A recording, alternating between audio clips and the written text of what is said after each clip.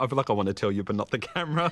Okay, all right. I've had some interesting situations. Yeah, this is... What rating is this? No, let me tell you. Look, I'm a very, very common person. I do not wear sunglasses. You will find me at the local fruit market looking for bargains. Okay, 1, 2, 3. Hi there, Yianni's and Honest with you again this week for another fabulous show on TBS. We are doing pancakes with... For me, the main reason that I got involved with community TV was because I had a bit of a stutter, like and when you learn how to communicate, you become more confident. There's no better way to do that than being in front of, you know, a rolling camera.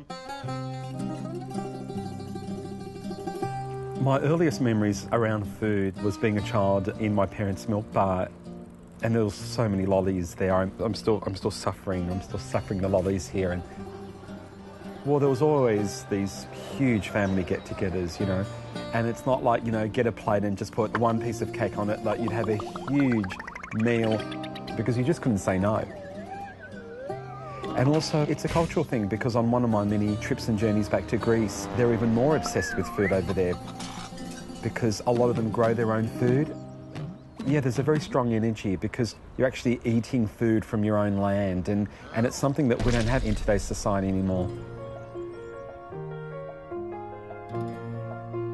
We also live in an environment now where, you know, people don't make their own clothes, they don't do their own knitting, they don't make their own chairs or stuff like that. And so food is also one of the last areas or bastions in our lives where it's an opportunity to be social and make something and consume it there and then.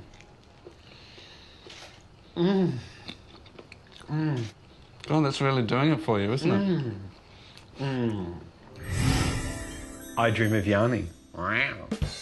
I've also had situations where it gets a bit personal. People ask me if I'm married. Mothers ask me if I would like to marry their daughter, which is quite out of the question, and we're not going to go into that, of course. People reach out and they touch you as well. You just get these hands. It's like... I realised that viewers are the unpaid factory workers that make you famous. And you do have a social responsibility to be courteous to people, but I'd rather people not ring me if they don't mind. No phone calls, no SMSs, please. Sports car. Now, how has one, apart from being blonde, you have to drive around and tease everyone with your sports car? Do all these people jump in it? You know, it's hard being me sometimes, but someone's got to do it. Wow, look at that work. It takes about, you know, just whenever it's soft, that's how long it takes. Is this a secret old family recipe? No, not at all. Okay, let's just try a tiny bit. For me, the soul of TV is community, and that's where, you know, there's credibility, I think. Going back to the late 80s, there was a lot of social problems in Redfern. A group of people came together and started their own community TV station for the local housing commission towers in Redfern. And I met a whole bunch of really interesting, creative people. Great. Well, and I started interviewing people because after years of watching Oprah, I kind of felt like I could do my little Oprah thing as well. And occasionally people just wouldn't turn up.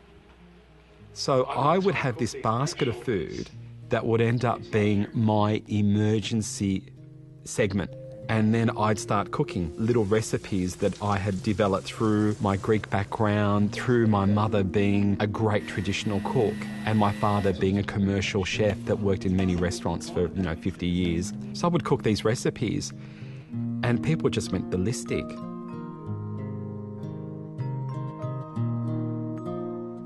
And most of the recipes I got right perfect first go. Like, not that I hadn't done them before, but though I was really nervous, and I thought, my God, look, there's some sort of other energy happening here.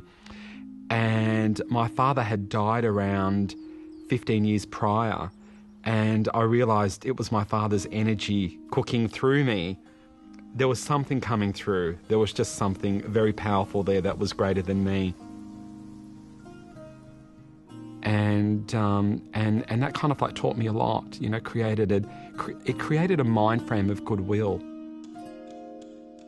Food breaks the ice, because when you see someone cook, you learn a lot about them by what they eat and how they handle food and how they prepare it, and it's personal, but it's also very creative as well, and it's very, very individual. And as I said, food brings people together.